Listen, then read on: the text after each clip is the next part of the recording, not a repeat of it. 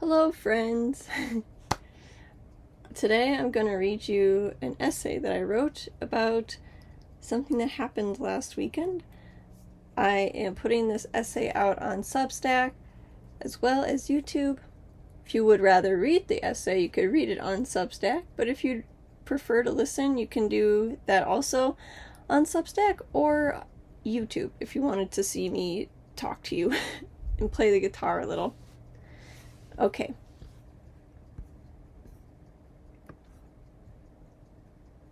What I learned spending my birthday alone, when food poisoning became a great spiritual teacher.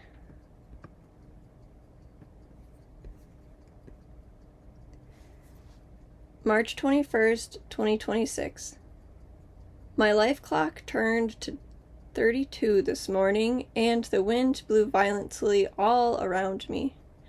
I like to imagine it taking all my thoughts, worries, past actions away from me, and maybe it does.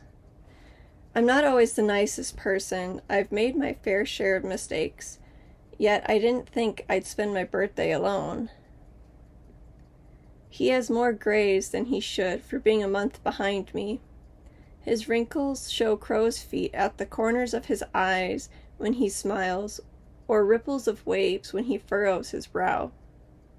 Today he looked decades older than he was, sick with the burden of financial plight.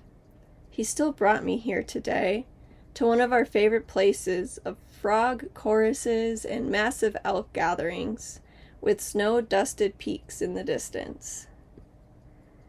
I stormed off this morning. Between the dog whining and the water backpack dripping down my back, waiting for smoke to settle and the truck to be locked up, got on my last nerve. Patience isn't my strongest suit, especially when I'm expected to keep it at a level 10 more often than I should. So I took the dogs and left seething. Little did I know a hurricane stirred in the belly of my man. Today I'm 32 and it hit me that all my dreams are just dead weight. I gave up everything to stay in a relationship, to become a co-owner of the business, gave up my art pursuits, the hikes, the nature studies, my spirituality, lust for travel, all to make our business stronger. To earn more money so the government doesn't take my home, the one thing that's mine, away. Owning and operating a business demanded more of me than I thought. I joined the business for him, so he didn't have to break down his body alone with physical labor. Now I use my body in exchange for money every day, left without energy for myself when I'm done with the day. We are always tense, always at the defense, for the stress of running a business is too much sometimes. Oh, to be at the whims of millionaires and the elderly, always available at the second ringtone, oftentimes sacrificing ourselves. So I wasn't going to wait to advance on my morning hike.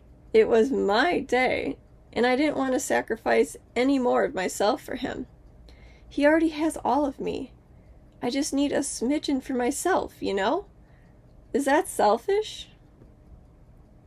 10 minutes down the dirt road, a pit formed in my stomach that the trailhead was much farther than I remembered.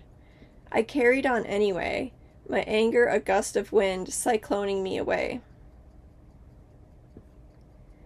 Tiny white plumes of four-petaled flowers speckled the dirt between basalt rocks on the trail. Sunlight beamed in between the ponderosa pines, hinting a heat slightly above my tolerance range. Halfway up the trail I heard, "Can we stop for water soon?" The backpack stopped dripping. This whole time he followed me silently without a word. I wondered if he turned around and left me. Part of me hoped he would, to leave me alone. "Sure," I muttered and handed him the drinking straw.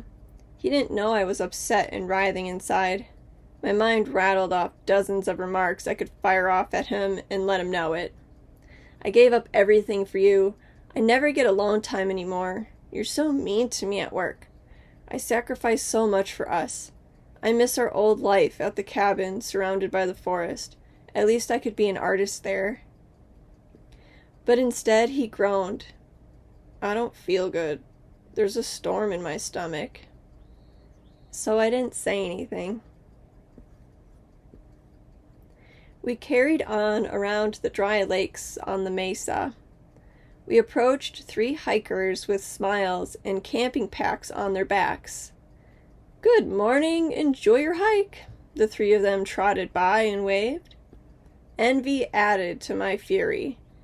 The Arizona Trail. How I wish I could be them right now, spending months in the wilderness hiking.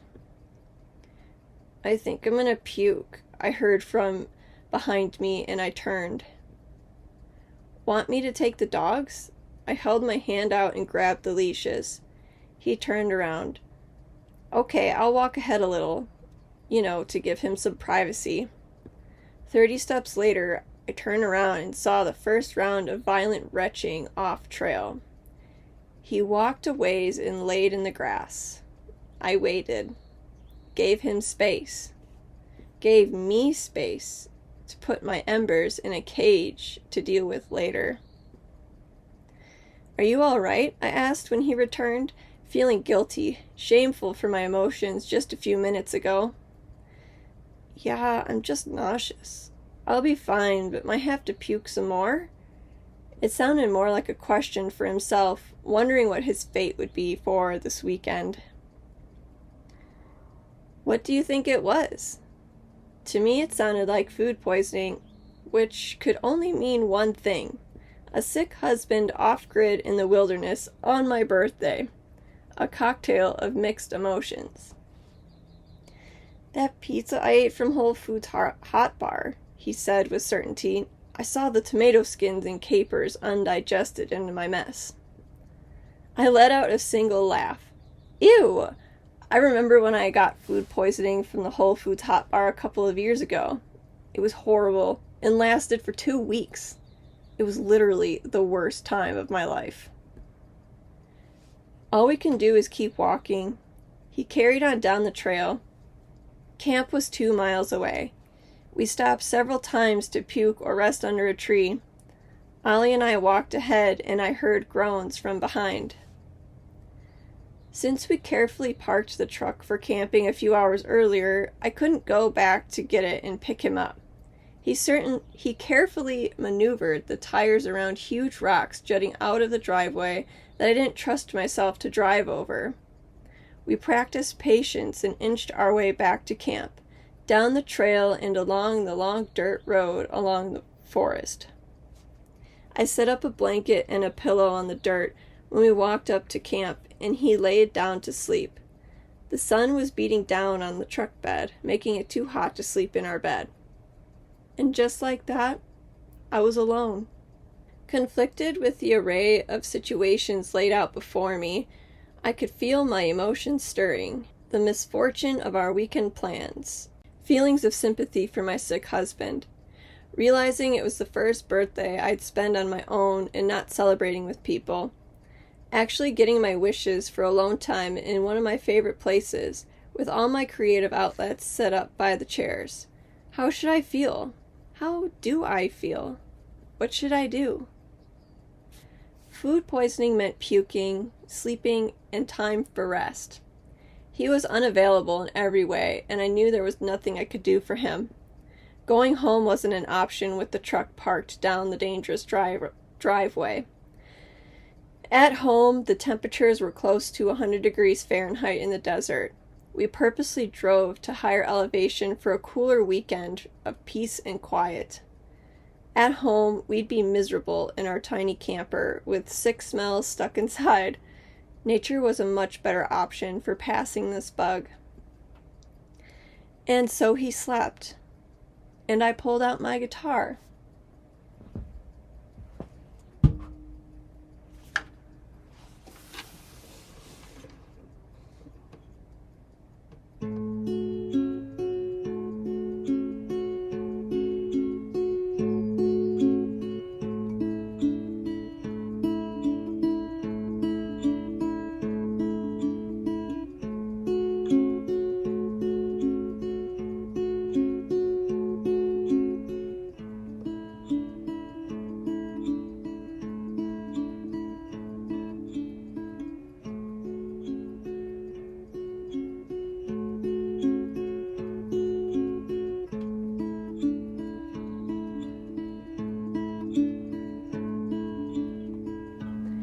Melancholy rhythms rang through the strings as I converted my feelings to music. I looked around and jotted down the words of nature around me, softly settling my anger into grief, sadness. All I could do was let tears stream down my face, a pity party of the most special occasions that built up since our last getaway 3 months ago. Don't let the weight of life get you down, I muttered to myself, hoping to stay strong through this. It's not his fault he's sick, but I still feel utterly disappointed in the circumstances. Ferocious wind stirred my emotions up in a dust devil. I gazed at the mountain range, my companion for the weekend, and felt serenity sinking into me under the tall ponderosa pines. People rested in campsites around me, yet all was silent. "Can you help me get into bed?" he murmured from his blanket on the ground. The dogs curled around his legs, tired from the morning adventure. The shadows shifted and the trees protected the truck. I set my guitar aside and clasped his hands to hoist him up. Before he could get to bed, he went into the trees to lose more bile. He echoed through the forest. He walked like a zombie to bed, moaning and groaning until sleep comforted his aching gut. The dogs hopped into the truck bed and nestled against his legs.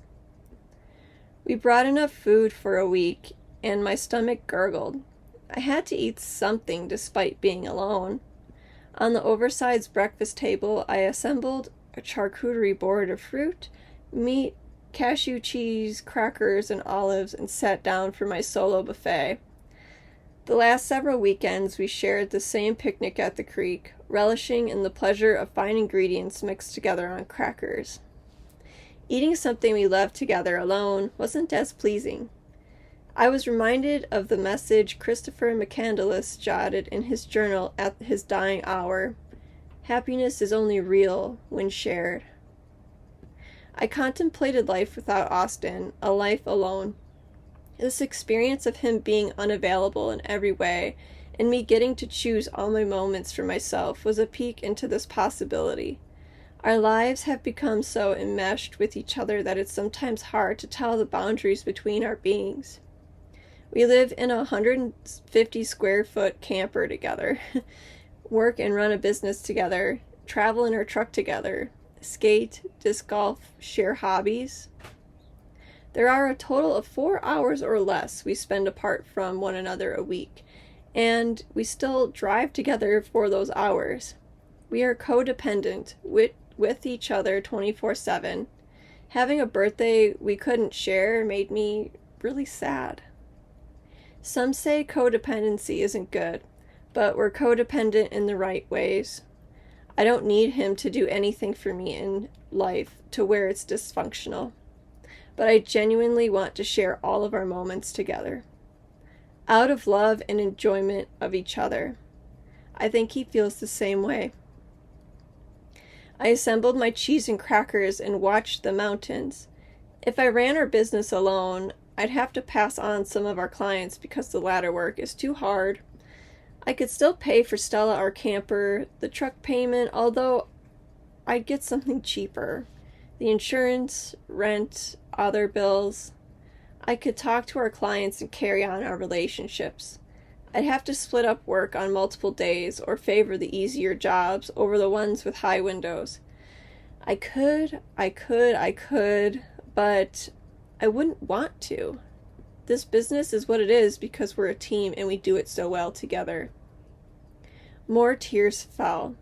How did I get here? All of this window washing leaves me no time for me and my creative dreams. Stuck between two worlds, wanting to continue on with our business because I genuinely enjoy it. Love meeting people and making someone happy every day.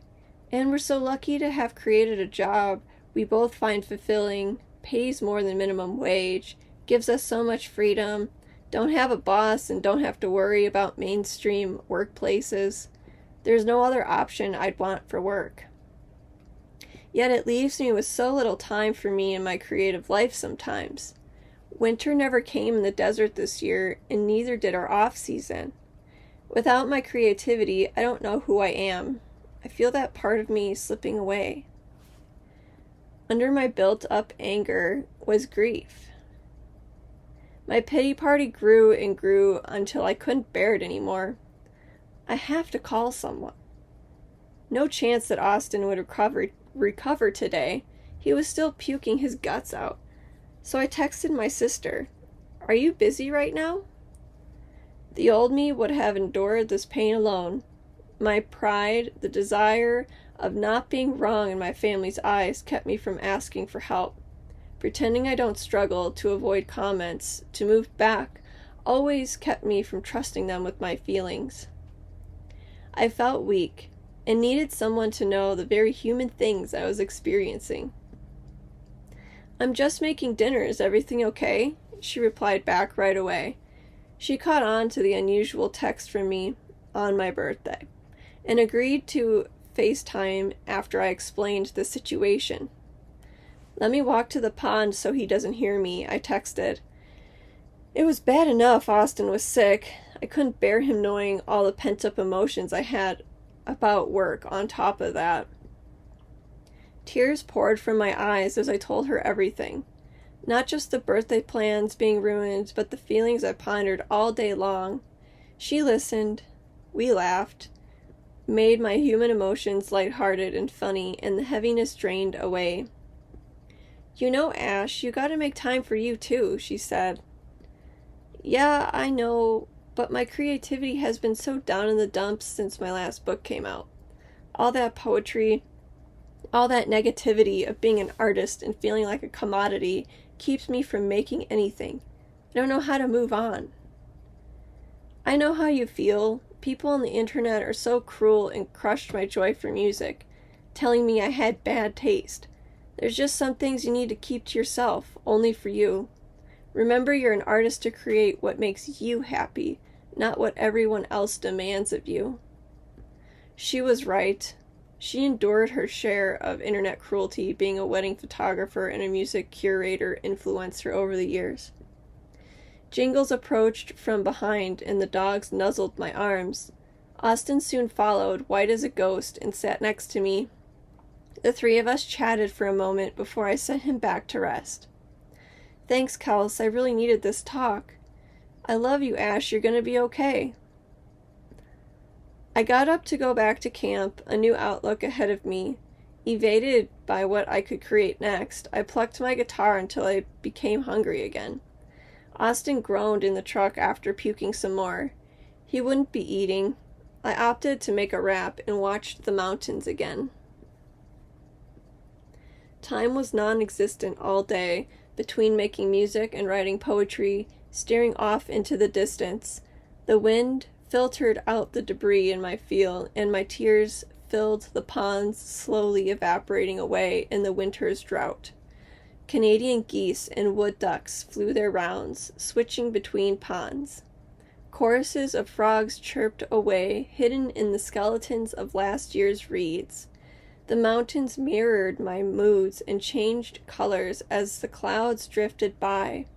As day turned to dusk, turned to night, I flipped the switch on my battery-operated candle and read Cozy Fantasy by the flicker of candlelight, waiting for the restless man to calm down before I climbed in the truck bed for the night. How could this day be so tragic, but also utterly beautiful? Puke turned to, well, number 2 the next morning, and an ache rose in my chest. He was feeling better, yes, but "I really need a toilet," he said at last. "I'm running out of wipes and toilet paper, and the flies are starting to bother me." Bittersweet, I agreed to go home a day early. "But I want to go for another walk," I said. I wanted to get closer to the mountains. "Okay, I'm sorry I ruined your birthday." He held the toilet paper between his hands in front of his body, looking down with a tinge of shame. "You didn't ruin my birthday. I think you've given me the best gift of all," I reassured him. It is true our plans had to change, but the space I had to sort myself out ended up being a blessing. Now I can move forward this year on fresh ground.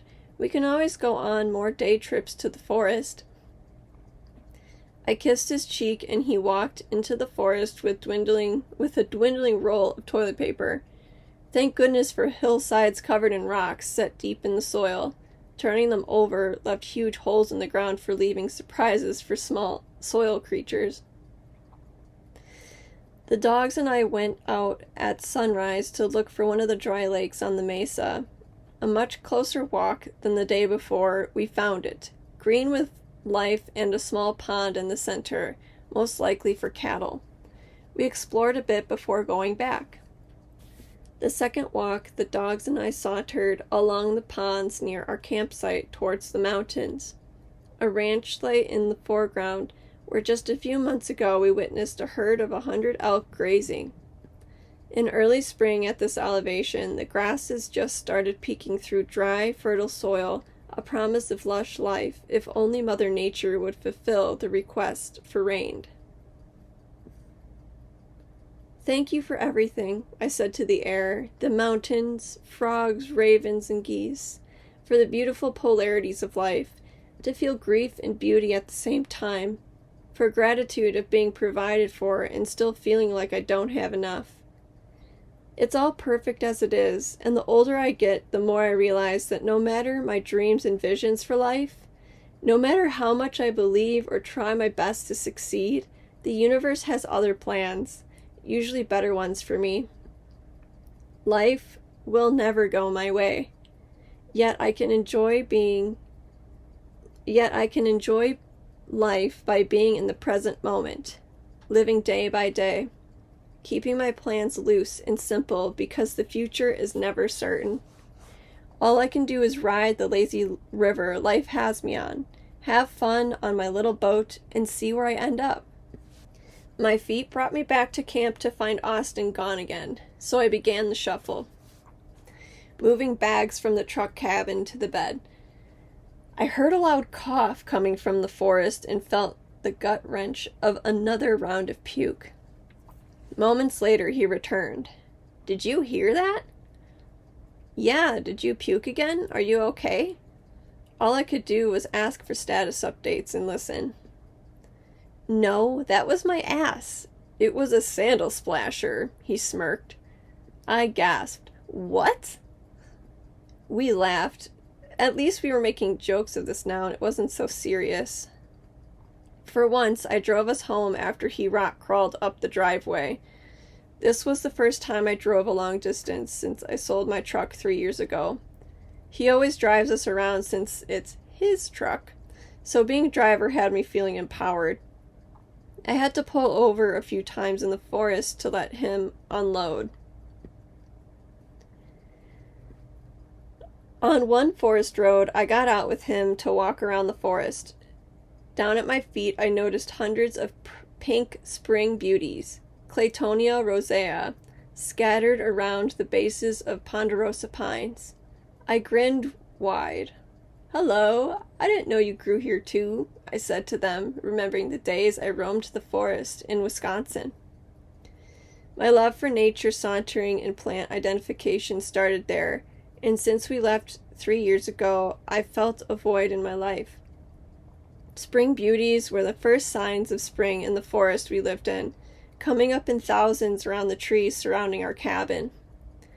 Having to leave that place shattered me in more ways than one. The experience of losing my home and my lifestyle was a source for much of my creative grief. At the sight of the spring beauties, a glimmer of something new and hopeful entered my heart. And then I knew I was coming out of winter. My soul was ready to begin at life again in this new season of spring. Well, thank you guys so much for listening. I hope you enjoyed this story. And I hope it didn't gross you out too much. It was a little graphic, but you know, such is life. So, thanks again. And I'll see you in the next video essay. Love you guys so much. Bye!